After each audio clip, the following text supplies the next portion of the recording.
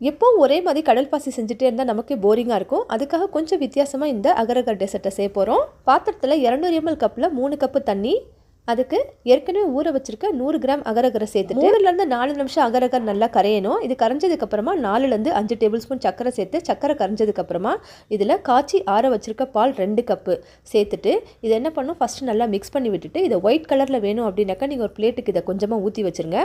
அதுக்கு அடுத்து நம்ம இதில் கலர் சேர்க்க போகிறோம். அதுக்கு இன்றைக்கி நன்னாரி சர்பத் அப்படி இல்லைனாக்கா ரோஸ் மில்க் எசன்ஸ் நீங்கள் வீட்டில் என்ன வச்சுருக்கீங்களோ சேர்த்துக்கலாம். நான் இன்றைக்கி ரோப்ஸாக சேர்த்துருக்கேன். பொதுவாக கேசரி ஃபுட் கலர் சேர்ப்போம், அப்படி சேர்க்காம இந்த மாதிரி சேர்த்தா ஹெல்த்தியாக இருக்கும்.